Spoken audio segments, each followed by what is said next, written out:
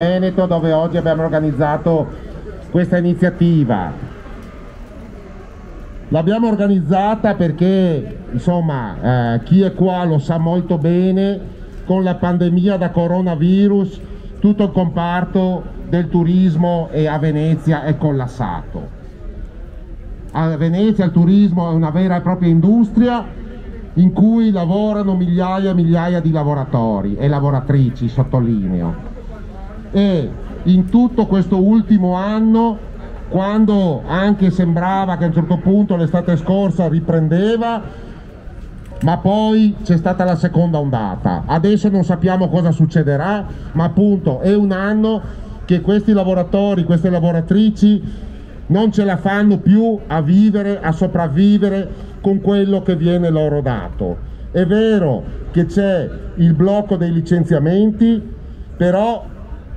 il blocco dei licenziamenti con una cassa integrazione, un fondo di integrazione salariale che garantisce 300 euro al mese è una situazione che alle persone non permette di vivere. Si dice che già più di 6.000 posti di lavoro sono stati persi nel comparto del turismo e parliamo di tutti quelli e quelle che avevano contratti precari, di tutti quelli che erano in nero, di tutte quelle persone che non ce l'hanno fatta più e già negli scorsi mesi, appena hanno potuto, si sono trovate qualcos'altro e se ne sono andate via. Eppure parliamo di una situazione dove è vero che c'è la crisi, però dove è vero che per tanti e tanti anni c'è chi ha fatto montagne di soldi con l'affare del turismo e ha fatto montagne di soldi anche sottopagando i lavoratori, ha fatto montagne di soldi dando in appalto i servizi di cameriere ai piani e di facchinaggio, dandoli in mano spesso a aziende, a cooperative di veri e propri delinquenti che scomparivano da un giorno all'altro, che non garantivano i diritti dei lavoratori. E questi mali, diciamo, di questo comparto adesso stanno scoppiando tutti quanti insieme. Per questo io dico anche una cosa, anche se qualcuno ci ascolta, anche agli organi di stampa, ai giornali, che però noi non abbiamo niente di cui vergognarci, siamo lavoratori e lavoratrici e vorremmo che tutti quelli che stanno pagando il costo di questa crisi non abbiano paura di farsi vedere, di stare in piazza, di stare per la strada. Perché noi la nostra dignità ce l'abbiamo e ce la siamo conquistata in tutti gli anni di lavoro che abbiamo fatto e non abbiamo niente di cui vergognarci. Se c'è qualcuno che ha qualcosa di cui vergognarsi sono quelli che hanno speculato prima e quelli che non stanno facendo niente adesso. Per questo siamo qui davanti agli uffici della Regione, perché noi vogliamo sicuramente la riforma degli ammortizzatori sociali, per cui se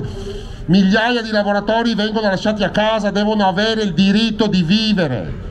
non possono tirare avanti con 300 euro al mese. Ma vogliamo anche che le regioni e la regione del Veneto in particolare intervenga direttamente, non aiutare le imprese che hanno già miliardi e miliardi o che sono multinazionali come l'NH, la Accor e tutti gli altri, ma che aiuti direttamente i lavoratori. In altre regioni questo è stato fatto,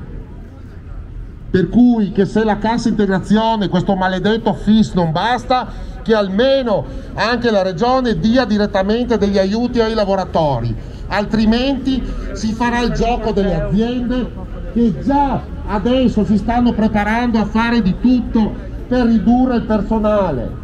perché già stanno chiedendo a chi già aveva part-time bassissimi di abbassare ancora le ore, agli altri stanno aspettando che vadano via, ad altri stanno dicendo i licenziamenti sono bloccati, devi dare tu le dimissioni. Si vogliono già liberare dei lavoratori, tanto sanno benissimo che quando il turismo riprenderà avranno la coda per andare a lavorare, però i contratti saranno ancora più precari, i part-time saranno ancora a meno ore e i diritti saranno ancora di meno. e chi lavora lo sa, perché bisognerebbe andare a controllare dappertutto che quando le cameriere ai piani sono pagate a camera, a cottimo e non a ora come dice la legge. Poi in busta ti scrivono le ore, ma la verità è che ti contano le camere e ti pagano in base a quello, ma quello si chiama cottimo e non si può fare. Perché nessuno lo controlla?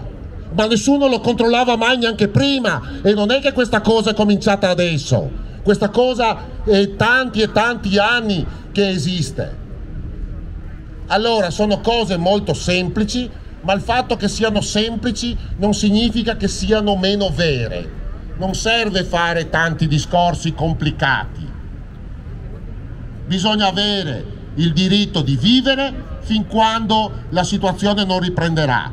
Il blocco dei licenziamenti fino a quando non ci sarà la ripresa del lavoro, ma con la garanzia di poter vivere. E poi davvero un meccanismo di controllo che metta fine alla giungla che c'è qua a Venezia, perché questa è solo una piccola parte. Noi abbiamo di nuovo per la seconda volta esposto le problematiche, insomma quelle scritte sul volantino, quelle che sappiamo, e soprattutto la drammaticità della situazione. Diciamo che rispetto all'altra volta in cui ci avevano semplicemente detto che loro non potevano fare niente, questa volta diciamo che almeno hanno detto che sì, effettivamente abbiamo ragione, perché questa è una situazione insostenibile. Chiaramente ci hanno opposto sempre il problema che la Regione non ha soldi, che bisognerebbe fare dei cambiamenti normativi per consentire alla Regione di erogare direttamente dei soldi ai lavoratori,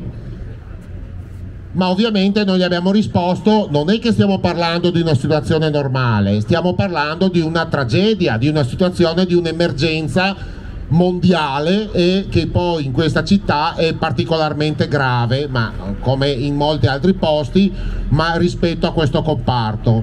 Quindi